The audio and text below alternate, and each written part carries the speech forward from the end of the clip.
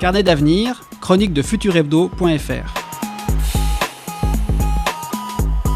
Voici deux nouvelles qui dérangent, étonnent et réjouissent de vivre en ce milieu de 21e siècle.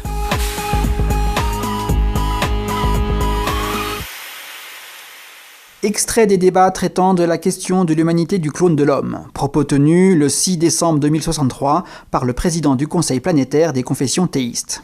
Le clonage thérapeutique d'un organe, rendu possible grâce aux travaux sur les cellules souches, furent un fabuleux espoir pour l'humanité. Mais il ne reste pas moins que, sous des devants acceptables, ces découvertes furent également autant de marches prêtes à être parcourues par celui qui déciderait de procéder au clonage d'un individu entier. Dans la procréation hétérozygote, l'apport des patrimoines génétiques des deux parents intervient comme garde-fou à une appropriation excessive de l'enfant par l'un des deux parents. Et malgré cela, les exemples et pathologies de parents développant des sentiments excessifs de possession à l'égard de leur enfant ne manquent pas. Ces travers peuvent prendre la forme de comportements que l'on attendrait être dirigés à l'égard de simples objets. Les compagnies d'assurance internationales ne pourront contredire ces dernières assertions. Elles le sous-entendent clairement dans leurs contrats et dans leurs actes. Il n'y a pas de liberté pour le clone appartient à l'original. Pire, certains contrats donnent un droit de regard au répliqueur sur le clone. Alors, en préambule de tout travail législatif qui pourrait être proposé à telle ou telle assemblée, ne faut-il pas tout simplement, avant même d'interdire le clonage reproductif, reconnaître tout simplement la pleine humanité à un individu, peu importe qu'il partage son patrimoine génétique avec un ou plusieurs parents?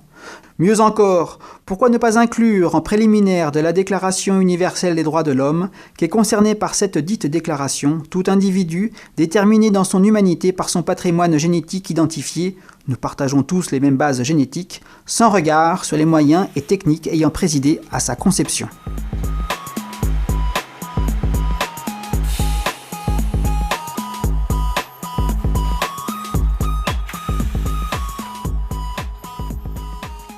Au cours des 10 prochaines années, avec l'ouverture d'un nombre toujours plus grandissant d'exploitations minières hors terre, les voyages dans l'espace vont se généraliser.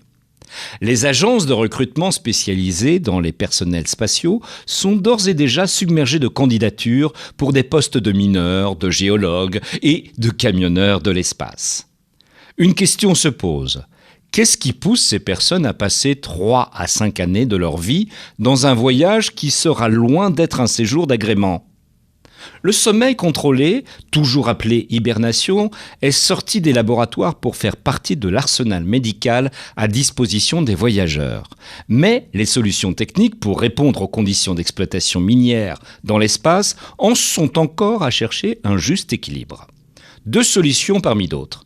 Envoyer du personnel dans les champs d'astéroïdes afin de faire sur place les travaux d'extraction ou bien manœuvrer ces mêmes astéroïdes pour les lancer en direction de la Terre et les faire se projeter sur la Lune pour les exploiter à l'endroit de leur chute.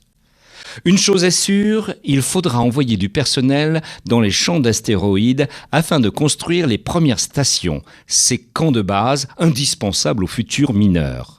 Ces hommes et ces femmes devront se préparer à des conditions de vie extrêmes sur de longs mois, en plus de la durée des voyages. Les premiers à partir sont ceux qui auront à subir les conditions les plus rudes. Les premières compagnies minières sont en plein déploiement.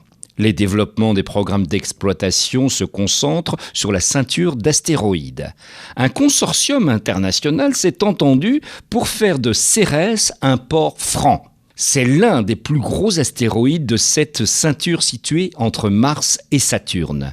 La taille de Cérès, environ 1000 km de diamètre, assurera une gravité minimum qui sera d'un grand secours pour l'installation de bases spatiales d'exploitation minière.